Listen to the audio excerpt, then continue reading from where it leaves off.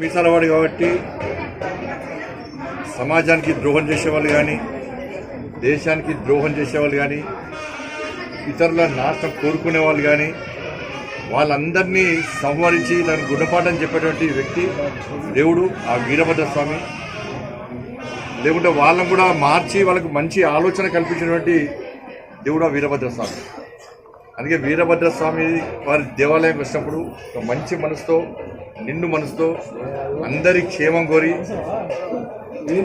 అందరు సుఖశాంతులతో ఉండాలని చెప్పి కోరుకున్నప్పుడే ఆ తండ్రి మనకు ఆశీర్వాదం ఇచ్చడానికి విశ్వాసం నమ్మకం భక్తులకు ఉంది. కాబట్టి ఇవాళ ఈ జిల్లా సుభిక్షంగా ఉండాలి, తెలంగాణ రాష్ట్రం సుభిక్షంగా ఉండాలి, దేశం సుభిక్షంగా ఉండాలి.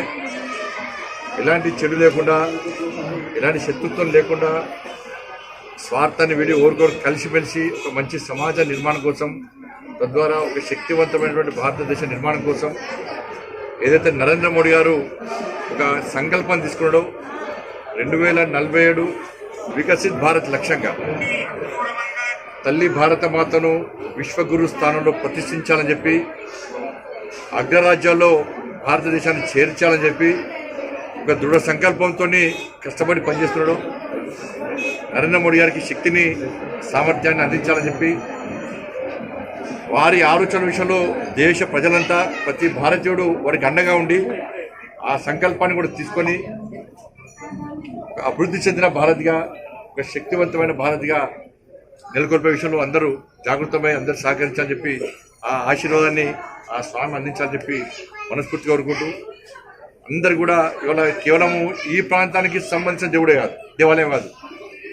కొత్తకొండ దేవాలయం అంటే తెలంగాణ, ఆంధ్రతో పాటు మహారాష్ట్రతో పాటు ఇతర రాష్ట్రాల నుంచి కూడా ఈ బ్రహ్మోత్సవాల సందర్భంగా ఈ ఉత్సవాల సందర్భంగా వచ్చి స్వామివారిని దర్శించుకోవడం జరుగుతూ ఉన్నది.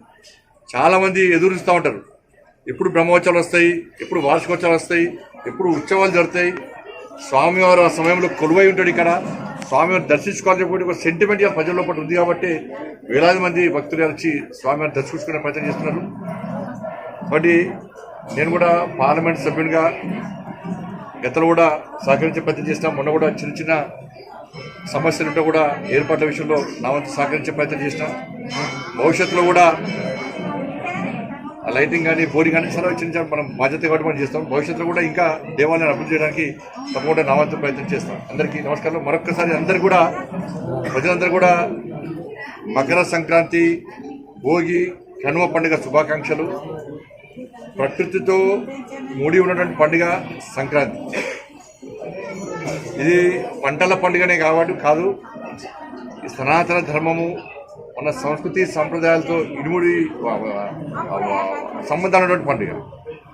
కాబట్టి ముఖ్యంగా తెలుగు రాష్ట్రాల్లో ఈ పండుగను చాలా ఘనంగా జరుపుకుంటూ ఉంటాం. వాళ్ళ ముగ్గుల పోటీలు కూడా నిర్వహిస్తూ ఉంటాం. ఇప్పుడు కొత్తగా ఈసారి సకినాల పోటీలు కూడా నిర్వహిస్తున్నారు. ఏదంటే మన సంస్కృతిని వీడి పాశ్చాత్య సంస్కృతి అలవాటు పడుతున్న సందర్భంలో మన సంస్కృతిని గుర్తించాలన్న ఆలోచనతో పండుగను పండుగలాగానే జరుపుకోవాలి. దాని యొక్క విశిష్టత, దాని యొక్క చరిత్ర తెలుసుకొని దానికి అనుగుణంగా నిర్వహించుకోవాలని చెప్పి ఆలోచనతో చాలామంది కూడా ముగ్గుల పోటీలు నిర్వహించే ప్రయత్నం చేస్తున్నారు. ముగ్గుల పోటీలు నిర్వహించే వారికి అందరూ కూడా అభినందనలు.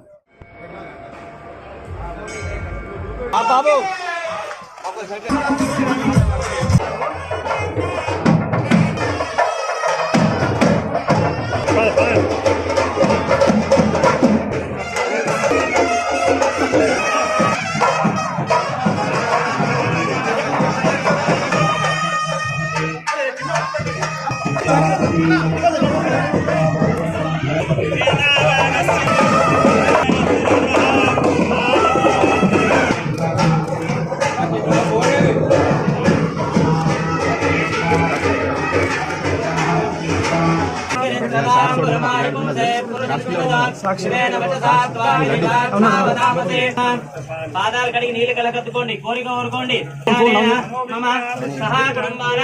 ఆయురారోగ్య విద్యానాం ఈశ్వర సర్వభూతానాం బ్రహ్మానంద ప్రయాణించే బండికి